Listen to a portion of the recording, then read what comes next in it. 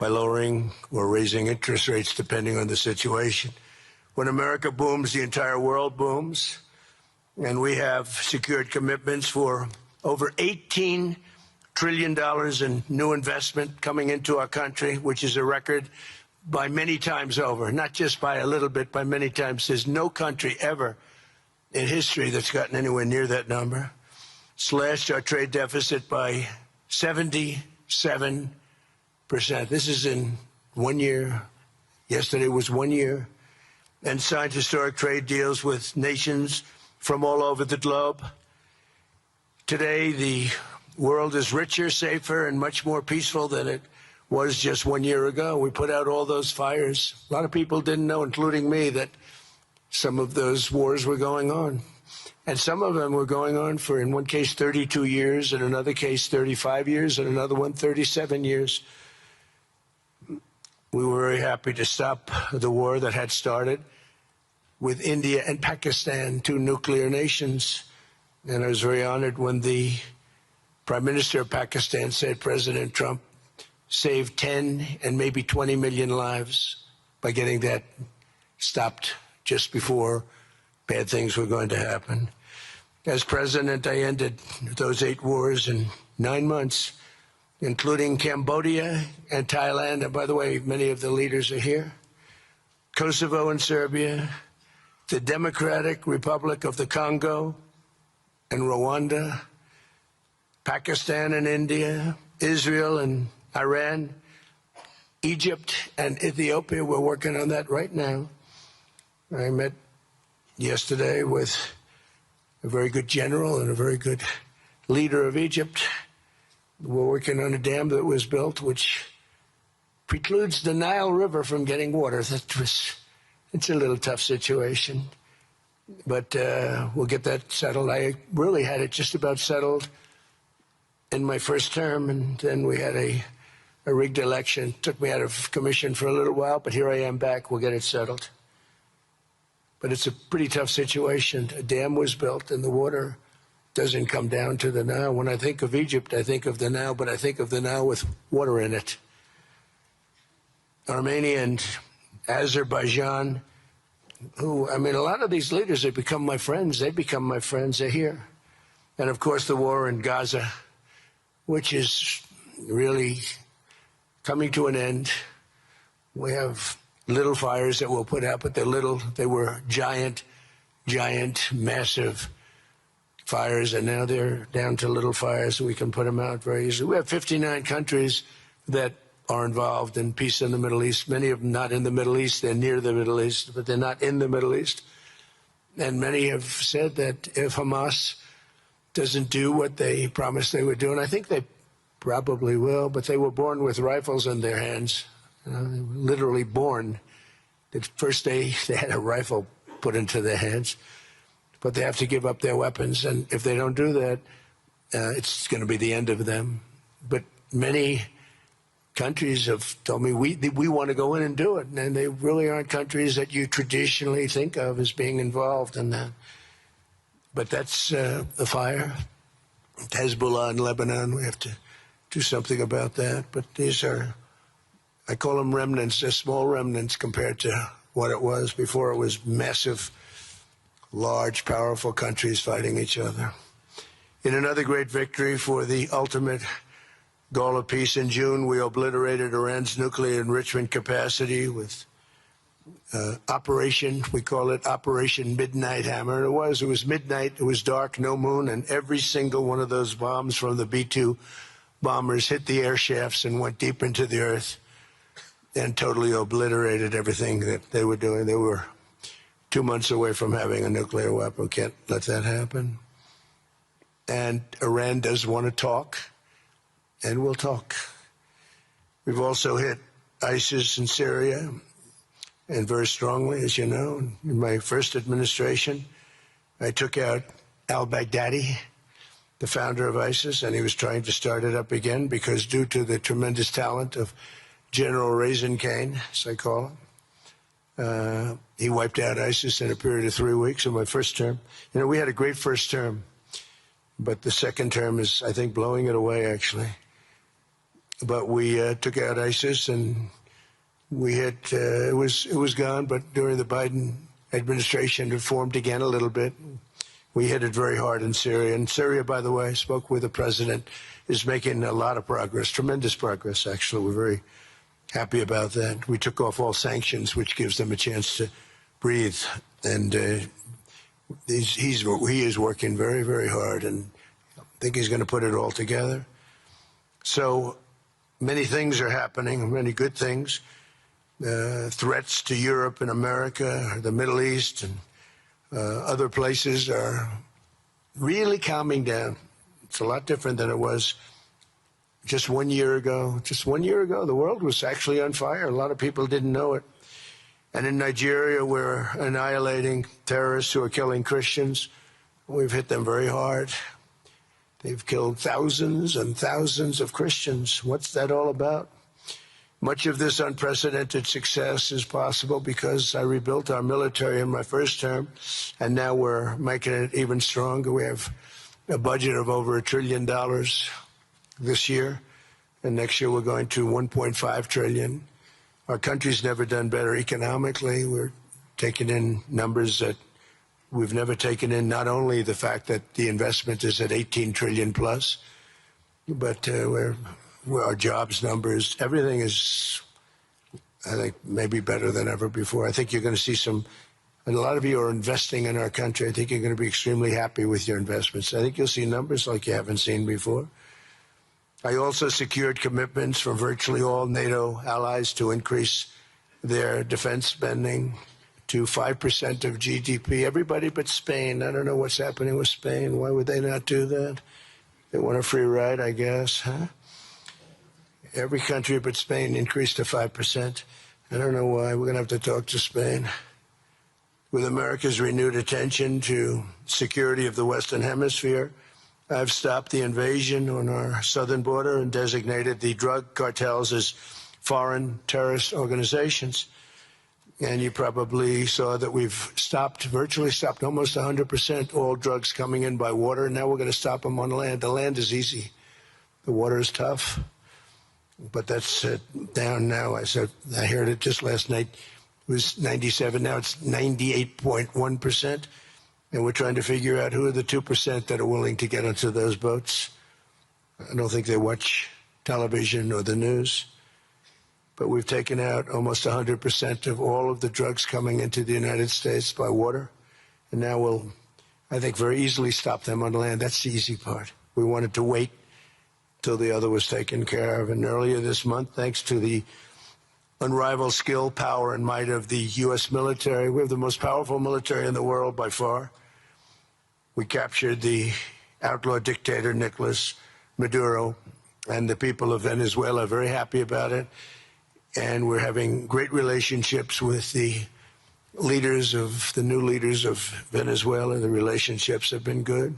We're opening up the country to our giant oil companies, and it's going very well. We've already taken out, think of this, 50 million barrels of oil, and a lot of that's going to go back to Venezuela. They'll do more income with us in a short period of time than they did in years, because as much oil as they have, and they have a lot, just about the most.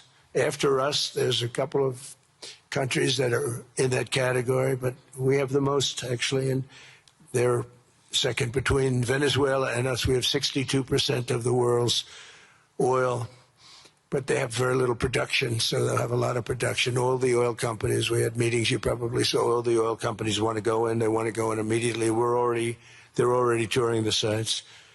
But our military was amazing. That strike was amazing. We had a second wave coming. We didn't need it. They said, no second wave. We don't want a second wave. The first wave was enough. And, of course, we're working to end the horrible killing in Ukraine, a war that should never have happened and would have never happened if I were president. That was not going to happen. I used to speak to Vladimir Putin about Ukraine, and it was the apple of his eye, but he would never have ever done it. Said, you can't do that, Vladimir. As part of this historic record of major peace initiatives, today we're announcing more details regarding the Board of Peace, so important. This board has the chance to be one of the most consequential bodies ever created, and it's my enormous honor to serve as its chairman. I was very honored when they asked me to do it. We had an idea to do it, and then they came. They said, "You be the chairman." And but I take it very seriously. We have a great group of people, and incredible young people that are leading it from within. It's running beautifully, started already, and every country, just about every country, wants to be a part of it. And we just sent out the letters a couple of days ago, and these are just the countries that are here. They happen to be in Davos, so we said would be honored if you wanted to join us up on the stage. And it's really great. They're friends of mine. I think, let me see. Yeah, every one of them is a friend of mine. Let's see, a couple I like, a couple I don't like. No, I like, actually, this group, I like every single one of them. Can you believe it? Usually I have about 2 or 3 that I can't stand. Usually I have 2 or 3 that I don't like. I don't find them up here. I like every one of these people. No, they're great people. They're great leaders. And the Board of Peace is composed of leaders, the top leaders in the world, actually. Last October, we released a plan for the permanent end to the conflict in Gaza, and I'm pleased to say that our vision was unanimously adopted by the United Nations Security Council late last year. Under phase 1 of this plan, we have painstakingly maintained that Gaza, and we're going to have it very strongly, and it's what we have. Maintained the Gaza ceasefire, delivered record levels of humanitarian aid. We've given aid. You know, you used to hear all the people were starving and it was terrible. Now we have, you don't hear that anymore. We've delivered record levels of humanitarian aid. I want to thank the United States, but I want to thank some of the countries that are sitting right up here, because they've sent great aid, aid also in the form of money, where we go out and purchase food, and you don't hear those stories anymore with people starving. And secured the release of all 20, we secured the release of all 20 living hostages. Now I want to thank Steve Witkoff and Jared and everybody for working so hard. They worked so hard, but there were 20 remaining living hostages. Now we got hundreds out, but the last 20, I said, boy, that's going to be a tough one. I said that a year before. And it was a tough one, but we got them. Got all 20, every one of them. And we had also about 28 that were dead, but the parents wanted them just as though they were living, just as much. Some cases it almost seemed more. It was amazing, actually, the love. But their boy had been killed. In just about all cases, young men. Their boy had been killed, and they wanted the body of the boy, and it looked like it couldn't be done. And with the exception of one, and we're close on the track of that, we've got them all, every single one of them, which is amazing. It's a rough job. That was a rough job. And I've been very clear that Hamas must return that last remaining deceased hostage as well, and that will be the full commitment. And then we get on to other things, and we're committed to ensuring Gaza is demilitarized, properly governed, and beautifully rebuilt. It's going to be a great plan, and that's where the Board of Peace really started.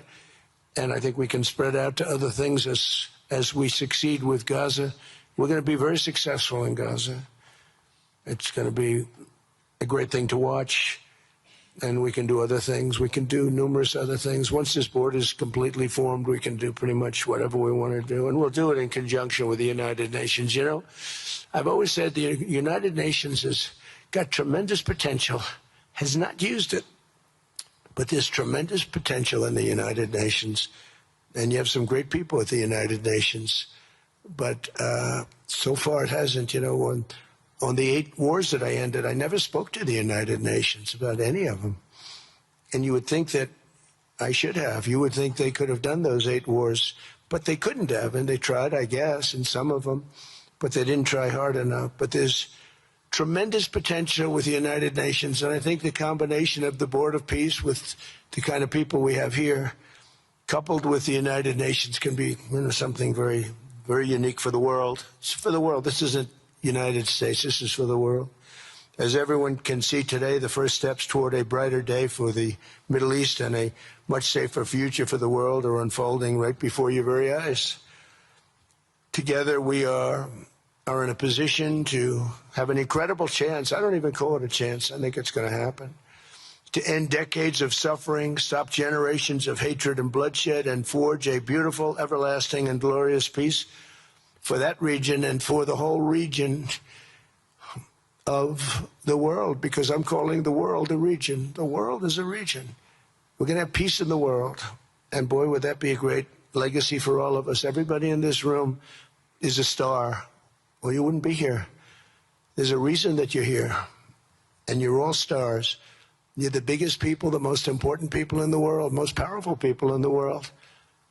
And when you use that genius that you have, that very unusual, very inspired genius, when you use that for peace, the opposite of peace has no chance. So I just want to say it's tremendous to be with you, and I think this is something that we're doing that's very important. This is the most important. I was so looking forward to being here, and yesterday was a tremendous success. A lot of good things happened, but this was something that I really wanted to be here and do, and I could think of no better place because so many people were together. And now to bring the Board of Peace into full force, I ask Sheikh Isa of Bahrain and Foreign Minister Barita of Morocco to join me in signing and ratifying the Board of Peace Charter. Thank you very much, everybody. Appreciate it. Thank you. Thank you.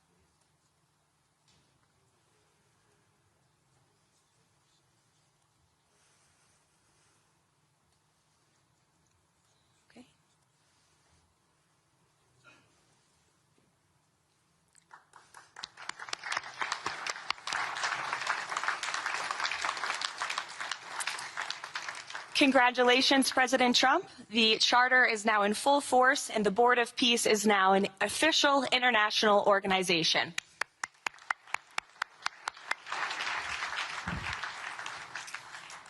We will now continue the signing ceremonies, beginning with the President of Argentina and the Prime Minister of Armenia.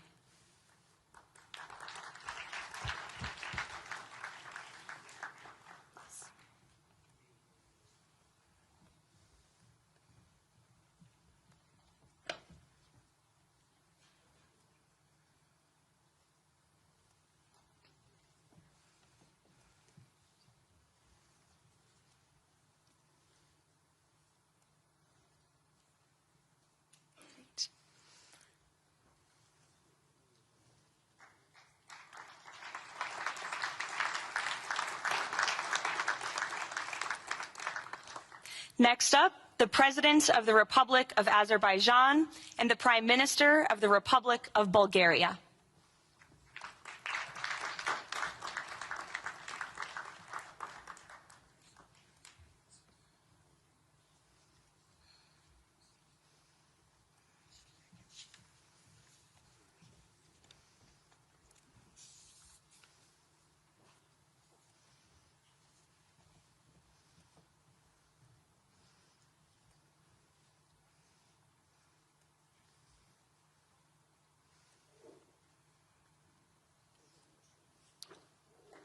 Thank you.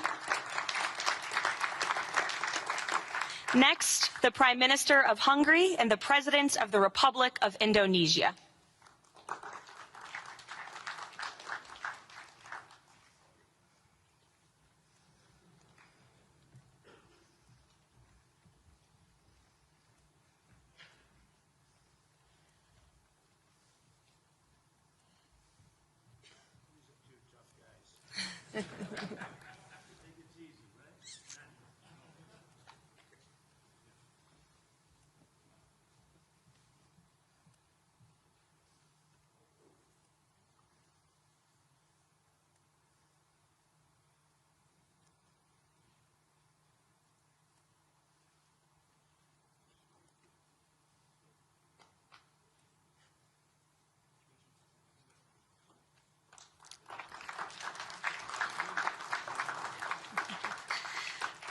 Next, the Deputy Prime Minister of the Kingdom of Jordan and the President of the Republic of Kazakhstan.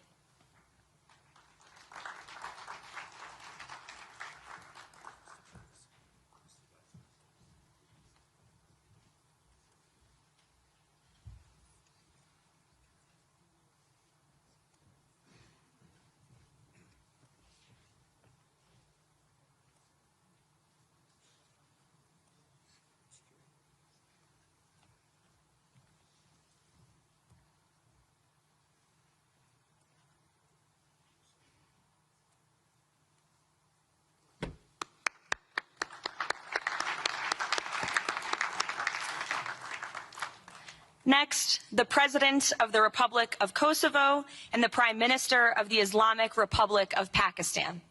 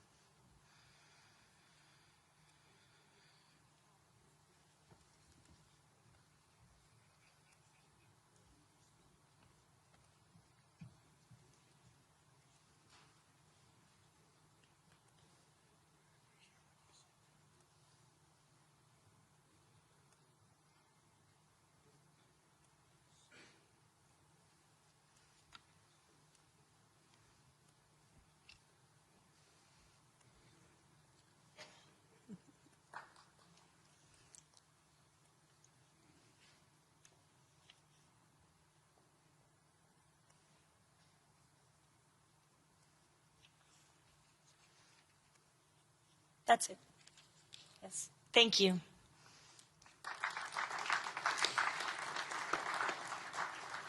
Next, the President of the Republic of Paraguay and the Prime Minister of the State of Qatar.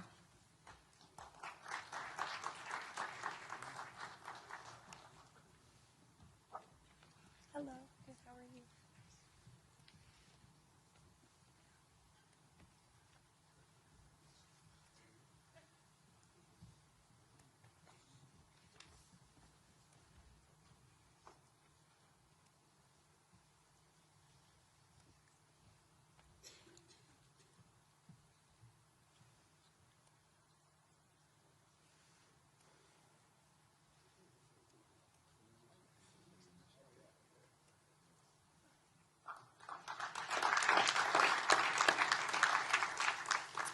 Next, the Minister of Foreign Affairs of the Kingdom of Saudi Arabia and the Minister of Foreign Affairs of the Republic of Turkey.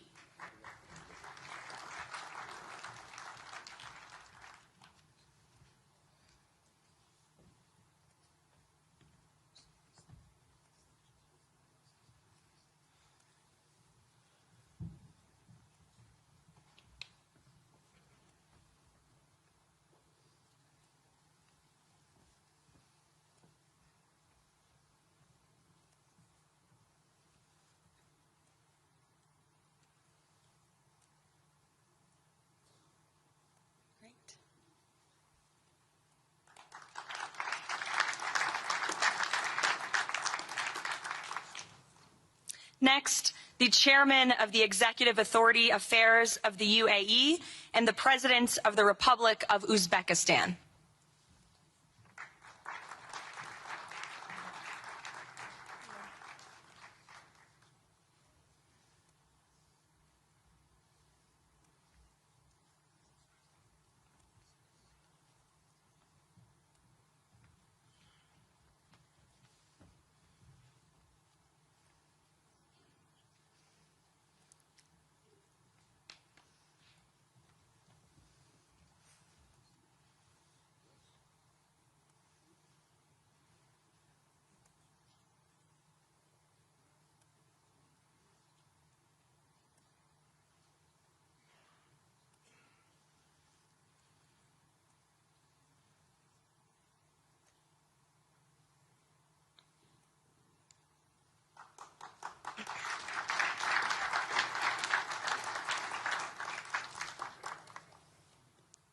And last but not least, the Prime Minister of Mongolia.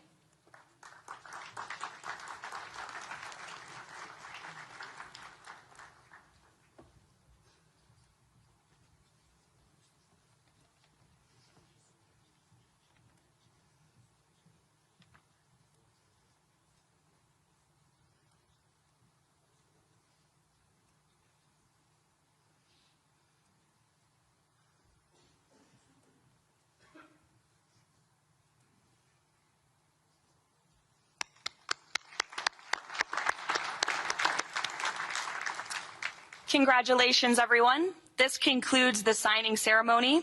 If President Trump and all of the Board of Peace members could please join the President around the table.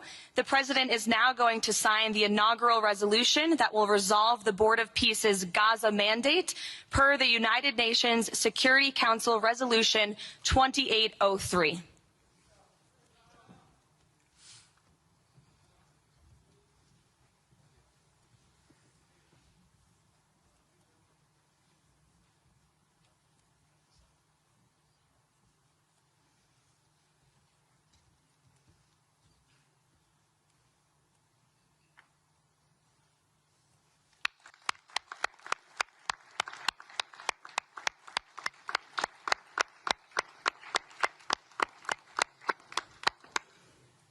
Congratulations.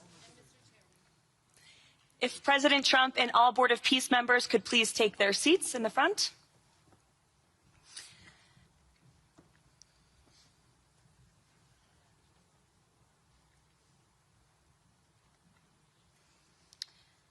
Now it is my honor to introduce the United States Secretary of State Marco Rubio, who will speak about President Trump and his accomplishments. Without further ado, Secretary Rubio.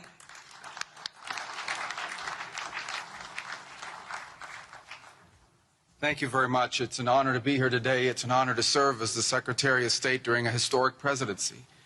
And it's a historic presidency because the President of the United States, Donald J. Trump, is someone who is not limited by what others say is possible or what others say is impossible.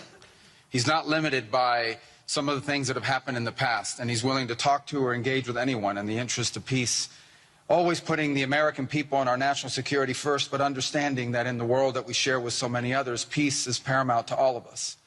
We are here today because of President Trump's vision. If we go back just a few months ago, people thought what was happening in Gaza was impossible to solve. 28 hostages that were dead, others that were still living, all these hostages that were being held. No one thought that that would ever come to a resolution without more fighting and more bloodshed along the way. In fact, frankly, many thought it was intractable. And sadly, many of the institutions that have served us well, in many cases, for the last 70 years, were unable to do anything about it.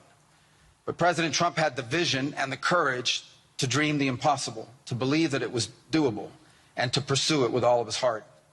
And he was in that capacity assisted by an extraordinary team, and I think both Jared and Steve deserve a tremendous amount of credit, Jared Kushner and Steve Woodcock, for all the work they put in. And all of our partners here today. And now we have this Board of Peace, who I believe's possibilities are endless. Obviously with a focus first and foremost on making sure that this peace deal in Gaza becomes enduring. And I know this president has it as his highest priority and will give it everything he has to make sure that this is successful. I also want to acknowledge the extraordinary leaders that are here today. This is not just a Board of Peace, this is a Board of Action. Just like President Trump is a president of action. A lot of times people like to give speeches. I've been to many of these forums, and they're not useless, and they're not, they have utility in many cases. But oftentimes in international affairs, we often find ourselves at events where people are reading these scripted statements, these strongly worded letters that they put out, but no action. Nothing happens. This is a group of leaders that are about action. And the President of the United States is a president of action, of getting things done. And today is the beginning of that, of a new era and a new stage that we think is so important as a model to the rest of the world of what is possible. And clearly the focus is right now on Gaza and making sure that the plan that's about to be presented to you here today, this vision for the future of Gaza, this vision for the future of the region, is not just possible and promising. It is our destiny if we put the time and the effort that it requires, as I know this board will do. But I also think it will serve as an example of what's possible in other parts of the world. Without losing focus on what's before us now, this is what's possible for other places and other conflicts that seem impossible to solve right now.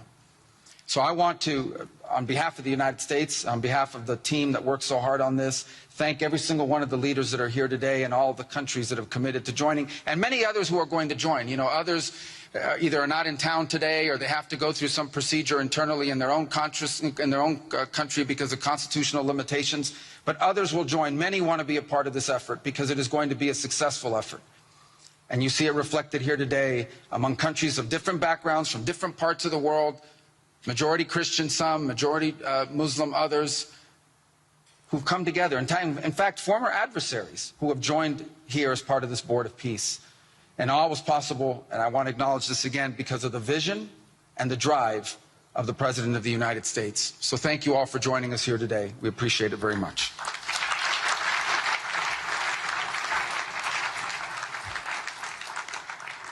Thank you, Secretary Rubio. Please, if you could now turn your attention to the screens for a video message from the head of the National Committee for the Administration of Gaza, Dr. Ali Shaith. Distinguished leaders, colleagues, and friends, it is an honor to be here today. I want to start by thanking President Donald J. Trump and his administration for their intensive efforts to advance peace in the whole region. I also thank Egyptian President Abdel Fattah al-Sisi, Qatar, and Turkey as mediators, the Palestinian Authority, and members of the United Nations Security Council for welcoming the comprehensive peace plan. These efforts created the opportunity for a new future in Gaza Strip. But what will really matter is what comes next. This transition will succeed only if it delivers real, tangible improvements in daily life for Gazans. As Chief Commissioner of the National Committee for the Administration of Gaza, it's my responsibility to turn this moment into action, to restore order, to rebuild institutions, and to create a future for the people of Gaza defined by opportunity and dignity, under the principle of one authority, one law, and one weapon. As a first step, I am pleased to announce the Rafah crossing will open next week in both directions. For Palestinians in Gaza, Rafah is more than a gate. It is a lifeline and symbol of opportunity. Opening Rafah signals that Gaza is no longer closed to the future and to the war. I want to be clear, there is much more work ahead, and none of it is easy. The road forward will involve difficult decisions and setbacks, but this is a real step, and it marks a new direction. Now, I would like to address the people of Gaza. من أرض الكنانة أتوجه الآن بكلمتي إلى أبناء شعبنا الصامد الصابر في قطاع غزة. لقد صمدتم وحافظتم على أسركم وأرضكم خلال سنوات عصيبة هجاف صبرت أعماقكم وكل الحدود. إن صمودكم الأسطوري لهو أعظم ما قدمت غزة، وهو الأساس الذي سنبني عليه سويا مستقبلنا. إن هذه اللحظة ليست للنظر إلى الخلف، بل مضي قدما نحو مستقبل زاهر مشرق، مستقبل ينشأ فيه أبناؤنا بلا خوف وقلق، يكافأ العمل وتفتح المدارس وتستعيد الحياة اليومية استقرارها وأمنها. إن المرحلة المقبلة تتطلب تضافر الجهود من قبل الجميع، ولكنكم لن تواجهوها وحدكم. أصواتكم لها وزن، وأعمالكم لها أثرها، والتزامكم بالسلام وإعادة بناء مجتمعاتكم ستحدد ملامح قطاع غزة الجديد. خطوة بخطوة وبالانضباط والعزيمة سنبني غزة قادرة على الاعتماد على ذاتها، ونرسم مكانها كمركز للحرية والفرص والسلام. Today I ask the international community not only to support this effort, but to work with us. Judge us by our actions. Hold us to clear standards, and stand with the people of Gaza as we take this responsibility for our future. Thank you, ladies and gentlemen.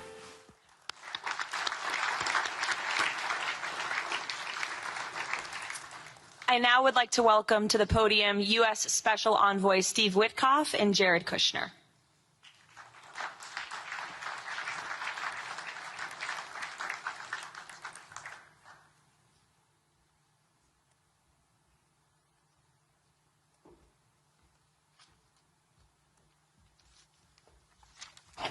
Thank you, everyone, and welcome here. This is really my honor to be up here speaking. I remember when the president asked Jared, I, and of course our great Secretary of State, to work on something that the world thought was impossible and unattainable. But the president, on this peace deal for Gaza, as on all other deals we work on his behalf, said we had to try. And of course we were inspired by that. We have achieved a peace deal in Gaza. We have brought the hostages home, all of the bodies except for one, and we will bring that body home too. And maybe most importantly, we have created a sense of hope for what the future can bring in Gaza and all other places where the Board of Peace will operate. And I am so honored, Mr. President, to have worked on this on your behalf. I'd like to thank some people here who are here with us tonight who have done so much, done indispensable work to bring this deal together. Sheikh Mohammed, my good friend from Qatar, and Ali Al-Tawadi, Hakan, Fidan, and Ibrahim, General Hassan, and Foreign Minister Badr Abdulati, and of course, President Sisi, and Prime Minister Netanyahu, former Special Envoy Ron Dermer, and Michael Eisenberg for all that they did. I would also like to thank our core working group and members of the Board of Peace who have been working nonstop on behalf of this incredible, noble effort, around the clock for months on end, sacrificing time with their families and their own personal lives because they believe in the mission and the vision that the President has set out for us. I'd also like to thank, those people include Tony Blair, Yakir Gabay, Josh Grunbaum, Aryeh Lightstone, Laron Tonkman, Admiral Cooper, General Frank, and I probably have forgotten some along the way. And then perhaps most importantly, I want to thank our administration. We have an incredible team. It's amazing to work for this administration. I think you see the results that we get on behalf of the President because he inspires us so much. So I'd like to thank the Vice President of the United States, J.D. Vance, for all of his help and guidance, our Treasury Secretary, of course, the Secretary of State, who we work hand in glove with, and a special thanks to our Chief of Staff, Susie Wiles, who is always available to us for consultation, for steering, and for all else that she does. Thank you.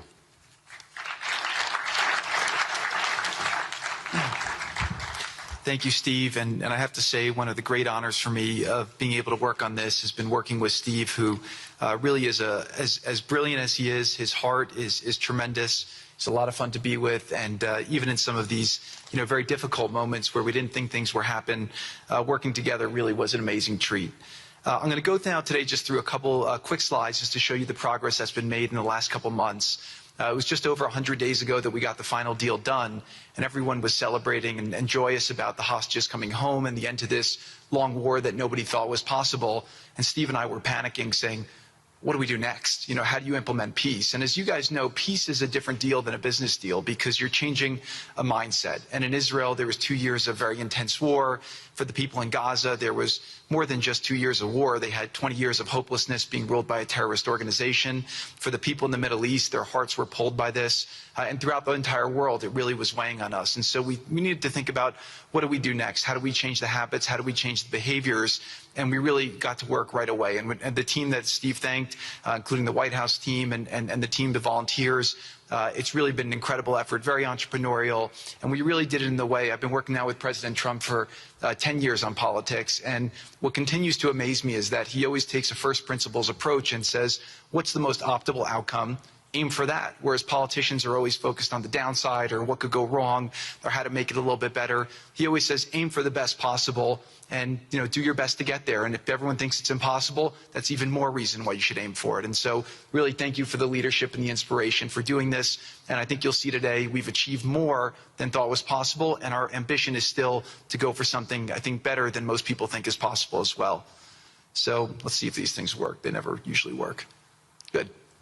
So quickly, I'll go through this 2-year war, 90,000 tons of munitions. There's over 60 million tons of rubble there, and tens of thousands of fatalities. Through the ceasefire, we were able to get to through the 20-point plan, ceasefire, release of hostages. Getting the UN resolution passed was a huge, huge effort, really thanks to Mike Waltz and the whole team there. They did an incredible job. And we've then, with the help of the UN, we've worked very, very well with them. This is why you need a new organization like the Board of Peace to work with the UN. I want to thank Tom Fletcher, did an incredible job of really getting it going. We've done historic humanitarian aid. Going forward, number one thing is going to be security. Obviously, we've been working very closely with the Israelis to figure out a way through de-escalation. And the next phase is working with Hamas on demilitarization, which I'll talk about in a second. But without security, nobody's going to make investments. Nobody's going to come, build there. We need investments in order to start giving jobs. We want to take these people. 85% of the aid of Gaza, 85% of the GDP of Gaza has been aid for a long time. That's not sustainable. It doesn't give these people dignity. It doesn't give them hope. And so we want to use free market economy principles. A lot of what President Trump spoke about that he's doing in America, we want to bring the same mindset, the same approach to a place like Gaza to give these people the ability to thrive and have a good life. Let's see. So on the aid, I mentioned the UN. So now people are talking about famine. 100% of the food needs are met, and that's been overabundance. The cost of goods have gone down tremendously. Over 55,000 trucks have gone in, and over 1.4 million pallets. And it's been the largest humanitarian effort done into a war zone that anyone's been able to tell us about. This really has been a great joint effort that everyone's been able to do, and so it's a great thing. We all just heard from Ali. We have been so impressed. Steve and I were speaking to him and the entire committee. Such bravery of these people to step up. And we've worked with the Palestinian Authority, who's been helping us as well. But this committee is the first time it's a technocratic, apolitical committee. I really want to thank the Arab partners for helping us select the right people to do this. And we just need to believe in them and support them. I put this up here. It's probably a little too small for me to read, but this is really important if you saw the mission statement. So Hamas's mission statement was, we need to destroy the state of Israel. That has not worked well for the people, as we've seen. Their mission statement is, we are committed to establishing security, restoring the essential services that form the bedrock of human dignity, such electricity, water, healthcare, and education, as well as cultivating a society rooted in peace, democracy, and justice, operating with the highest standards of integrity, transparency. So these are the basic things. Their goal is to have peace and to help their people, which is an obvious mission statement for a government, but actually fairly novel for Gaza. So we did a master plan. We brought in, I thank Yakir Gabay, who's one of the most successful real estate developers and brilliant people I know. He's volunteered to do this, not for profit, really because of his heart. He wants to do this. And we've developed ways to redevelop Gaza. Gaza, as President Trump's been saying, has amazing potential. And this is for the people of Gaza. We've developed it into zones. In the beginning, we were toying with the idea of saying, let's build a free zone, and then we have a Hamas zone. And then we said, you know what, let's just plan for catastrophic success. Hamas signed a deal to demilitarize. That is what we are going to enforce. People ask us what our plan B is. We do not have a plan B. We have a plan. We signed an agreement. We are all committed to making that agreement work. There's a master plan. We'll be doing it in phasing. In the Middle East, they build cities like this in 2-3 million people. They build this in 3 years. And so stuff like this is very doable if we make it happen. Rafah will start with. This will show a lot of workforce housing. We think this could be done in 2-3 years. We've already started removing the rubble and doing some of the demolition. And then New Gaza. It could be a hope. It could be a destination, have a lot of industry, and really be a place that the people there can thrive, have great employment. Once this starts going, we think there should be 100% full employment and opportunity for everybody there. And we have a lot of data on what can be, but we think that this really gives the Gazan people an opportunity to live their aspirations. But it all starts with security, and it all starts with governance. Final note I'll just say on the Board of Peace, which is that all the lessons we're doing is we're basically studying the best practices from all over the world, and we're watching who does education the best, who does healthcare delivery the best. All of these things it's not secret IP. All this is IP that the Board of Peace is going to make public, and we want to encourage all the countries to be able to follow these best practices. A lot of the things that President Trump is doing in America, if they're working, we should all be copying them. If we find what's working in other countries, we should be copying them too. And so what the Board of Peace will have the ability to do if we're successful with Gaza is really show how do you do peace implementation, which is something that when we got this deal done, we didn't really find too much expertise or know-how on how to do it. So as we're creating this system, hopefully it's something that we can just document these learnings and make them available to all else who want to use them in the future.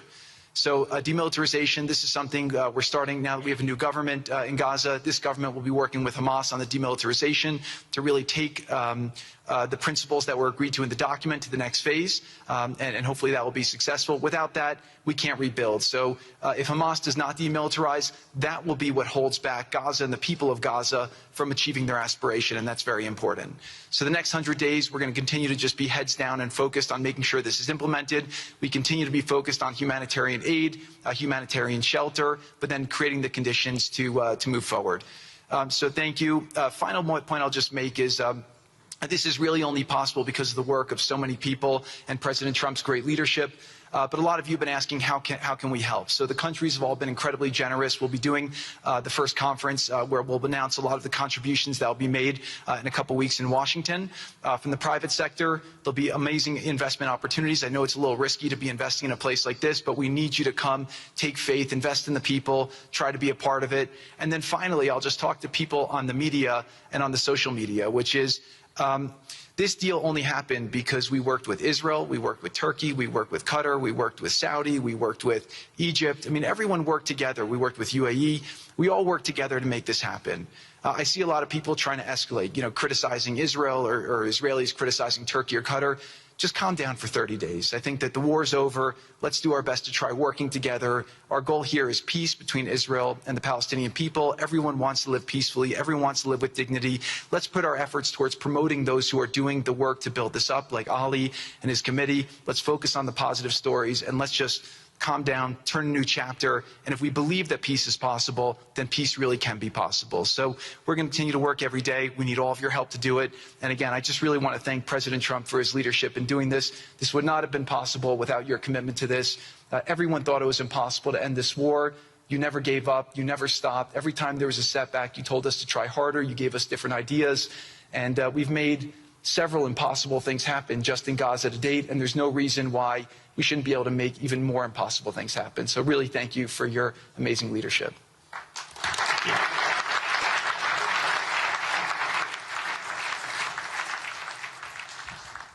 Thank you, Jared and Steve. Now I would like to introduce and welcome to the podium the High Representative for Gaza, Nikolay Mladenov.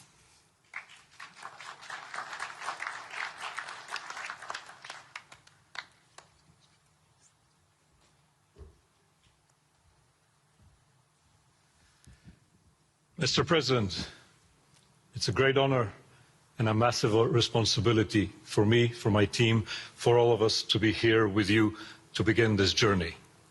Who would have thought 2 years ago that we will be sitting here with this group of countries, with this leadership, giving the people of Gaza a new chance? Who would have thought that last Friday I would be sitting, Mr. President, in Cairo with an amazing group of Palestinian technocrats, people who you don't see on the news, people who are not media personalities, but who are experts, who are committed to giving their people a chance in life. And this is what this is all about. For too long, Gazans, Palestinians and Israelis have lived with conflict, with death, with destruction. Now the page turns. And whether the page turns successfully really depends on all of us. We have the ingredients for it. We have the leadership of the United States and President Trump. We have a great group of countries joining the Board of Peace and more to come. We have a fantastic Palestinian team on the ground, and we must make it work. Our partnerships are there, our plans are in place, and we need your support. And finally, I look to all of you who are in this room and who are watching this meeting from their screens at home or in their offices. Please put away your talking points for a minute. Please put away your fears. Please put away your concerns. Please stop listening to the rumors and to the gossip. Focus on what we have to do today, because the future of 2 million Palestinians is at stake, and if we give them a chance, we will do more than that. We will create opportunities for 1 billion people who live in the Middle East and beyond, and who are responsible, also who want to see transformation and a chance in life for the future. So please join us on this journey, join the Board of Peace, and join us in supporting this excellent initiative. And thank you again, President Trump and the United States, for taking this decisive leadership forward.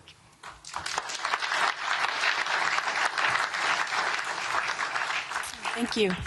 President Trump, would you like to make some concluding remarks?